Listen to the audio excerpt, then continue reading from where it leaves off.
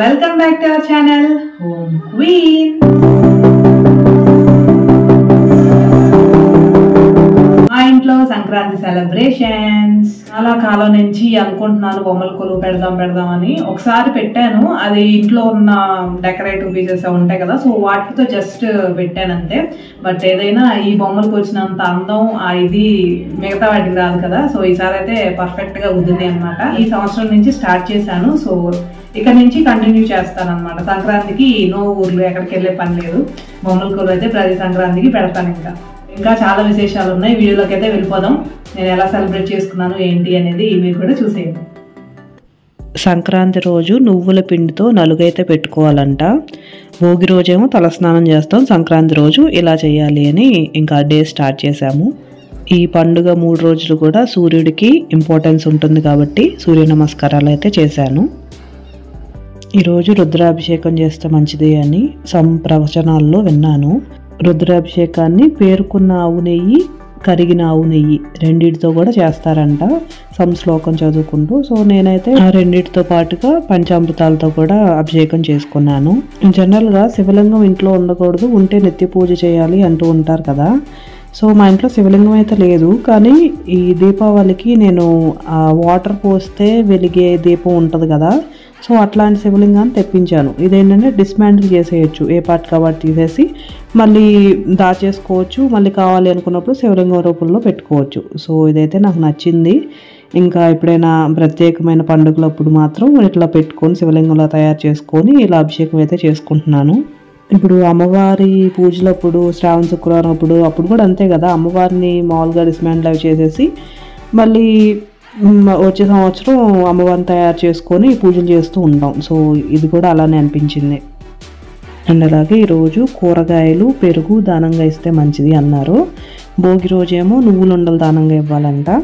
So ఈరోజు ఈ కూరగాయలు పెరుగుతో పాటు నువ్వులుండ అలాగే బియ్యం కూడా కలిపి స్వయం పాకంలాగా ఈ కింద క్లీనింగ్ చేసే వర్కర్స్ ఉంటారు కదా, సో వాళ్ళకైతే దానంగా ఇచ్చాను.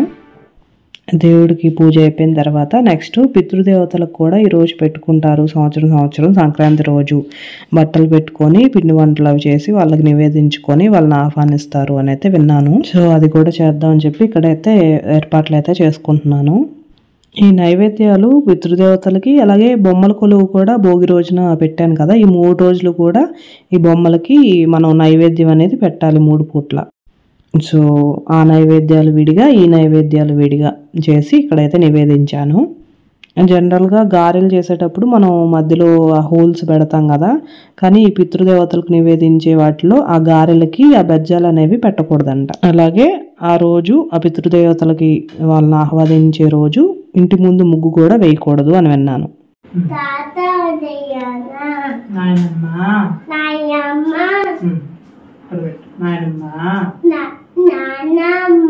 కాపాడండి, తినండి, క్షమించండి అన్న తప్పులు చేసింటే అటు దండం పెట్టుకోవాలి. ఓకే, నాన్ వెజ్ దేవతలకి చేసే పూజల కంటే పితృదేవతలకి చేసే పూజలు ఇంకా ఇంపార్టెంట్ అని అయితే విన్నాను నేను. సో అది మాత్రం సంవత్సరం మర్చిపోకుండా చేస్తూ ఉండాలి అని అంటారు.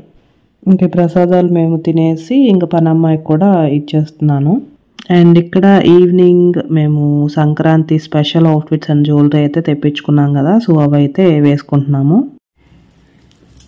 అండ్ ఈ గొలుసు, ఈ గాజులు ఇవైతే ఎలా ఉన్నాయి, బొమ్మల కొలువుకి మ్యాచ్ అవ్వాలన్నట్టుగా నేనైతే ఇవి తీసుకున్నాను. సో అక్కడ అన్ని బొమ్మలు, సో ఇది కూడా కొంచెం నిండుగా బొమ్మలాగా కనిపిస్తే బాగుంటుంది కదా, సో వెంకటేశ్వర స్వామిని అయితే తీసుకున్నాను. యూర్ టైర్డా? ఏమైంది? Why are you tired? Run అవేనా? పరిగెత్తి టైర్డ్ అయిపోయావా? What is that? ఫైరా? అబ్బో నీ భలే తెలుసమ్ములు. ఫైర్ని తినకూడదమ్మా, తప్పు. అబ్బు వస్తుంది పట్టుకుంటే ఫైర్. చామీ ఎక్కడ చెప్పు, చూపి. చామీ ఏది? ఎక్కడ చామీ? స్లో పప్పు అవుతాడు చామీ. చామీ పేరేంటి? ఎవరు? ఎస్ గణేష స్వామి. I want Krishna. కృష్ణ నా where is Krishna show me. Krishna. Which colour? Blue color. Wow super. One more Krishna. ఏ పడేయకూడదమ్మా. చామి అక్కడ పెట్టే చామిని స్లోగా పెట్టు. Mama, mommy, daddy, mommy, daddy. He's Hanuman. Rama చామి. Okay. Sita. Yeah, Sita Queen. Sita క్వీనా. Yeah. చామి అమ్మ ఆవిడ కూడా. Go. Cow. Go. Amba.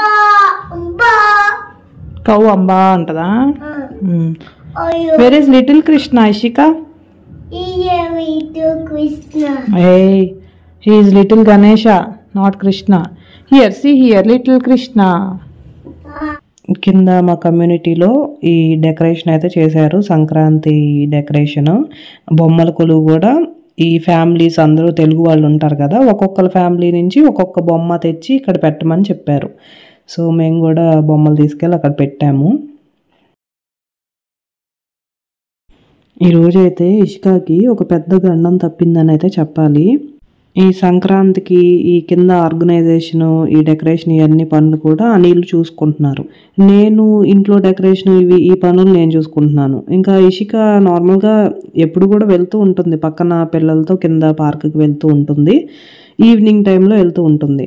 Okay, దానికి కూడా తెలియాలే అని చెప్పి దీనికంటే కొంచెం పెద్దవాళ్ళే ఈ పిల్లలు, పక్కన వాళ్ళందరూ. సో వాళ్ళతో పాటు వాళ్ళు వచ్చి అడిగారు, మధ్యాహ్నం టైంలో అట్లా అడిగారు, ఆంటీ మేము పార్క్కి వెళ్తున్నాము, ఇష్కని తీసుకెళ్తాము అని. సరే అమ్మా తీసుకెళ్ళండి, మళ్ళీ తీసుకురండి అని చెప్పాను. ఇంకా తీసుకెళ్ళారు. మరి ఎట్లా వెళ్ళారో ఏంటో తెలియదు కానీ వీళ్ళు అడిగితే చెప్పడం ప్రకారం ఈ పార్క్లో ఇసుకని తీసుకెళ్ళి స్విమ్మింగ్ పూల్లో వేద్దామనే మరి ఏంటో మరి అక్కడికి వెళ్ళారు. సో వాళ్ళతో పాటు ఇది కూడా వెళ్ళింది స్విమ్మింగ్ పూల్లో. బట్ అనుకోకుండా ఇషిక పడిపోయింది స్విమ్మింగ్ పూల్లో. సో అక్కడ ఎవ్వరూ లేరంట, ఈ ఇషిక ఇంకో పాప అంతే, ఇంకెవ్వరూ లేరు. వేరే ఇంకో కొంచెం పెద్ద పాప చూసిందంట, చూసి అప్పుడు గబగబా వచ్చి ఇషికాని బయటికి తీసిందంట. ఆ విషయం వాళ్ళ మదర్ వచ్చి ఆ అమ్మాయిని, ఈ ఇద్దరు పిల్లల్ని తీసుకొచ్చి నాకు చెప్పారు. సో నాకైతే గుండె అయిపోయినంత పని అయింది అసలు. ఆవిడ చెప్తుంటే మొత్తం పాప లోపల పడిపోయింది, ఆ కాళ్ళు మాత్రమే బయట ఉన్నాయి. అట్లా చెప్తుంటే అసలు ఇంక ఇషికాని గబక్కన ఇంకా గట్టిగా కొట్టేశాను కూడా. సో ఆ క్షణంలో ఏమనిపిస్తుందంటే ఇంకా వణుకొచ్చేసింది, గుండెలోంచి దడ వచ్చేసింది, వణుకొచ్చేసింది. ఇంకా కాసేపు ఉన్నాక చాలా ఇంకా ఏడ్చాను, ఏంటి ఇలా జరిగింది ఏంటి అని అనుకున్నాను. పాపని ఇంకా హగ్ చేసుకొని చాలాసేపు మళ్ళీ దేవుడే కాపాడాడు అనిపించింది. అప్పుడు అనిల్ కూడా లేడు, కింద ఎక్కడో పనుల్లో ఉన్నాడు. సో నేను ఈ లోపు ఇంకా పాపను అలా గట్టిగా చెప్పాను, అట్లా వెళ్ళకూడదు అది అని చెప్పి. మళ్ళీ ఏడ్చిన తర్వాత నేను ఇంకా మెల్లగా దగ్గర తీసుకొని చెప్పాను, తప్పమ్మా అది డేంజరస్ అమ్మా, ఇంక వెళ్ళకూడదు అని చెప్పాను. వింటారు కానీ, విన్నట్టే ఉంటారు కానీ వీళ్ళకి ఇంకా అనవసరం చెప్పడం కూడా, మనమే ఇంకా ఎక్కువ జాగ్రత్తగా ఉండాలి అని అయితే నాకే అనిపించింది. సో ఇంకా ఈ సెలబ్రేషన్స్ అయ్యేమి చేసుకోబుద్ధి కాలేదు, అంత పెద్ద గండం. ఇంకా వణుకుతూనే ఉన్నాను, ఇంకా గుండెల్లో దడ అట్లానే ఉంది.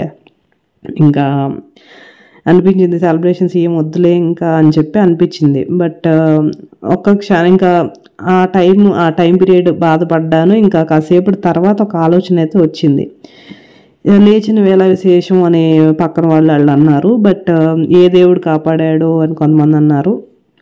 నాకైతే అదే అనిపించింది. పొద్దున పూట పితృదేవతలకు పూజ చేశాను, ఈ దేవుడికి అభిషేకం ఇవన్నీ దేవుడికి చేశాను. సో వాళ్ళిద్దరిలోనే ఎవరో కాపాడారు అనిపించింది నాకు గట్టిగా. సో ఈ క్షణాన వేరే నెగిటివ్గా ఏమన్నా జరుగుంటే వేరే అయిపోయేది, మొత్తం వేరే అయిపోయేది. అసలు ఆలోచించడానికి కూడా భయంకరంగా అనిపించింది. బట్ దేవుడే కాపాడి మళ్ళీ మనకిచ్చాడు లైఫ్ని. మన లైఫ్ అయినా ఎవరి లైఫ్ అయినా సరే.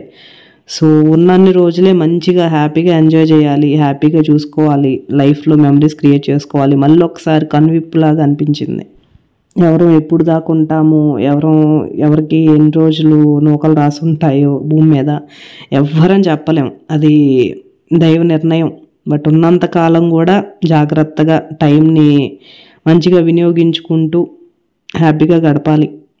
కొన్ని మనం ఎంత జాగ్రత్తలు తీసుకొని అరచేతిలో పెంచినా సరే ఏమైనా రాసుంటే మనం ఆపలేం. అది ఫ్యాక్ట్ కదా. మొన్నటిదాకా కూడా నేను ఇషికాని అస్సలు పంపలేదు. పక్కన వాళ్ళు చెప్తూ ఉంటారు, ఎందుకండి మీరు ఇంట్లోనే పెంచుతారు పిల్లని, బయటికి పంపిస్తేనే వాళ్ళకి తెలుస్తుంది అది ఇదని చెప్పినా సరే నేను వినలేదు. లేదండి, కొంచెం తనకి తెలియాలి, మనం చెప్పేది తనకు అర్థమయ్యే వరకు నేనైతే వదలనని నేను మనసులో ఫిక్స్ అయ్యాను. ఇప్పుడిప్పుడే కొంచెం మనం చెప్పేది అర్థమవుతుంది, వింటుంది అని చెప్పి ఇప్పుడిప్పుడే కొంచెం వదులుతున్నాను, బయటికి తెలుస్తుంది అని చెప్పి. అయినా సరే ఇంకా జాగ్రత్తగానే ఉండాలి అని అయితే ఇప్పుడు ఇంకొకసారి అర్థమైంది. సో ఎనీవే అదనమాట. అలాగైతే భయంకరమైన సంఘటన అయితే సంక్రాంతి రోజు జరిగింది. ఇషికాకి ఫస్ట్ గండం దాని చిన్నప్పుడు ఫిట్స్ లాగా వచ్చినాయి. అప్పుడు ఒకసారి అసలు ఫస్ట్ టైం కదా, చాలా భయపడ్డాను. అలా ఎప్పుడు చూడలేదు అసలు ఎక్కడా కూడా. ఆ జ్వరంలో ఫిట్స్ లాగా వచ్చేసి అలా పడిపోవడం పిల్ల అసలు అమ్మో, అదొక గండం తప్పింది. అండ్ నెక్స్ట్ ఇదొక గండం, నీటి గండం ఒకటి తప్పింది. దేవుడే కాపాడాడు అనిపించింది, ఆయనే కాపాడాడు అనిపించడమే ఉంది. సో నేనైతే ఇప్పుడు కూడా ఈ బాధల్ని వీటిని ఎట్లా హ్యాండిల్ చేస్తున్నాను అంటే, ప్రజెంట్ చాలా కాలం నుంచి ఇషికా పుట్టిన దగ్గర నుంచి కూడా ఎంత పెద్ద సమస్య వచ్చినా సరే ఆ టైం పీరియడ్ వరకు మనం బాధని మనసు దాకా తీసుకోవాలి, మైండ్ దాకా తీసుకోవాలి. అండ్ దాన్ని లిమిట్, ఇంకా బాధపడ్డాము ఇంక వదిలేయడమే. దానిలోనే కూర్చొని టైం వేస్ట్ అయితే చేయకూడదు. జరగాల్సింది ఎట్లాగూ జరిగిపోయిద్ది, ఇంకా జరగనున్నది కూడా మనం వేస్ట్ చేయకూడదు మన చేతుల్లో ఉన్నదాన్ని. సో దాని ప్రకారం మనం ముందుకు వెళ్ళిపోతూ ఉండాలి అన్నదాన్ని అయితే నేను గట్టిగా నమ్ముతాను. సో సెలబ్రేషన్స్ అవి కూడా ఇంకా కంటిన్యూ చేశాను. ఇంకా దేవుడు నాకు అవకాశం ఇచ్చాడు అన్న ఆనందంతో, ఆయన దయ వల్ల మళ్ళీ ఇంట్లో హ్యాపీగా ఉంటున్నాము, ఈరోజు హ్యాపీగా ఉంది అంటే ఆయన వల్లే. కాబట్టి ఆ హ్యాపీనెస్ని అయితే ఇంకా మళ్ళీ కంటిన్యూ చేశాను. అలాగే అక్కడ బొమ్మల కొలువులో కొలువై ఉన్న దేవతలందరికీ, నిత్య పూజ చేసే మా దేవతలందరికీ, పితృదేవతలందరికీ కూడా ధన్యవాదాలు చెప్పుకొని కోటి దండాలు అయితే పెట్టుకున్నాను. ఇషికాని కంటానికి నేను చాలా కష్టపడ్డాను, ఫిజికల్గా మెంటల్గా చాలా కష్టపడ్డాను. నాకు ఆరోగ్యం తక్కువ మామూలుగానే, కానీ ఆ ప్రెగ్నెన్సీ టైంలో కింద గోరు నుంచి పైన వెంట్రుక దాకా అన్ని నొప్పులు భరించాను నేను. సో అది మాత్రం నేను చాలా కష్టంతో పిల్లని కన్నాననే, ఇష్టంతో కన్నాననే చెప్పుకోవచ్చు.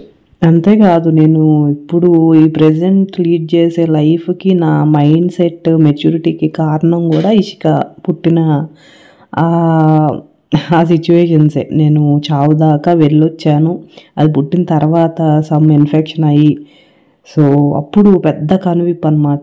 అప్పుడు దగ్గర నుంచి చూశాను. సో నాకు అప్పటి నుంచి ఫిక్స్ అయ్యాను అనమాట, లైఫ్ అయితే శాశ్వతం కాదు, ఎప్పుడు పిలుపు వస్తుందో మనకు తెలియదు. సో ఉన్నంతకాలం కూడా ఇదే లాస్ట్ రోజు అన్నట్టుగా స్పెండ్ చేయాలి టైంని అని అయితే ఫిక్స్ అయ్యి నేను ప్రజెంట్ లైఫ్ అయితే లీడ్ చేస్తున్నాను. సో కష్టాలు వచ్చినాయి అని అక్కడే ఆగిపోకుండా అలా నడుస్తూ వెళ్ళడమే. సుఖాలు వచ్చినా ఆగకూడదు, కష్టాలు వచ్చినా ఆగకూడదు, వెళ్ళడమే, ముందుకు వెళ్ళడమే మనిషి కర్తవ్యం, మనిషి బాధ్యత, మనిషి పని. సో ఇక్కడ నెక్స్ట్ కనుమ రోజు అయితే ఈ బూడిద గుమ్మడికాయ దానం ఇవ్వాలని విన్నాను. సో ఆ రోజు ఎవరు దొరకలేదు. సో దేవుడి ముందు కూర్చొని ఆయనకే దానం ఇచ్చినట్టుగా ఒక బ్రాహ్మణ రూపంలో ఆయన్ని మనసులో తలుచుకుని ఆయనకే దానంగా ఇచ్చాను. ఆ నెక్స్ట్ రోజు అయితే ఈ కింద వర్క్ చేసే వాళ్ళకి ఇచ్చేసాను. అండ్ ఆ రోజు ఆవుకి కూడా పూజ చేసి గోశాలకు వెళ్ళడం, ఏదైనా ఆవుకి తినిపించడం మంచిదన్నారని అలా కూడా చేశాను. మా ఇంటి ముందే బైలెక్క అక్కడ ఆవు అయితే ఉంది. సో అక్కడికి వెళ్ళి అరటిపళ్ళు తినిపిద్దామని అయితే పెట్టాము. మరి ఎందుకో తినలేదు ఆవు, ఒక్కొక్కసారి అట్లా జరుగుతూ ఉంటాయి కదా. సో ఇట్స్ ఓకే అనుకొని చెప్పి ఇంట్లోనే చిన్న విగ్రహం ఆవుది ఉంటుంది. సో దానికైతే పూజ చేసుకున్నాను. సో ఈ విషయాన్ని అయితే నేను ఎందుకు మీతో షేర్ చేసుకున్నాను అంటే, జస్ట్ ఈ వీడియోలో నాకు ఈరోజు జరిగిందంతా కూడా ఒక వీడియో లాగా నేను ఫ్యూచర్కి యూజ్ అయ్యేటట్లు మెమరీ లాగా ఉంచుకోవాలి అని చెప్పి వీడియోలో అయితే షేర్ చేశాను. అలాగే కొంచెం ఇన్స్పైరింగ్ కూడా ఉంటుంది. ఇదివరకు నేను ఇంకొకరిని ఇన్స్పిరేషన్గా తీసుకొని ముందుకు సాగేదాన్ని, బట్ ఇప్పుడు ప్రజెంట్ నేను నాకు inspiration. So I'm happy for that. ఏదో వచ్చినా సరే, హ్యాపీనెస్ అయినా సాడ్నెస్ అయినా అట్లా చతికిలు పడిపోకుండా నాకు నేనే చెయ్యందించుకొని ముందుకు వెళ్తూ ఉంటాను. So that's very important in life. పైకి మనకు ఆనందంగా కనిపిస్తున్న అందరి జీవితాలు ఓన్లీ ఆనందంతోనే నిండి ఉండదు. దేవుడు అందరితోలా తీర్చేస్తాడు. అందరికీ కష్టాలు సుఖాలు కామను. కాకపోతే మనం ఆ కష్టాలు వచ్చినప్పుడు ఎలా తీసుకున్నాం, దాన్ని పాజిటివ్గా తీసుకొని ముందుకెళ్ళామా, లేదంటే మాకు మాత్రమే వచ్చినాయి అని చతికిలు పడిపోయి ఉన్న జీవితాన్ని ప్రజెంట్ను కూడా నాశనం చేసుకున్నామా, అదైతే మ్యాటర్. సో ఇదండి, ఇలా అయితే సంక్రాంతి సెలబ్రేషన్స్ అయ్యాయి. ఈ వీడియో ఎలా అనిపించింది, మీకు ఏ పాయింట్ నచ్చింది అవి కూడా నా కమెంట్స్ లో చెప్పండి. అండ్ నచ్చితే లైక్ చేయండి, షేర్ చేయండి, ఇంకా మెయిన్ ఇంపార్టెంట్లీ మర్చిపోతున్నారు సబ్స్క్రైబ్ చేయడం. So subscribe to our channel home queen.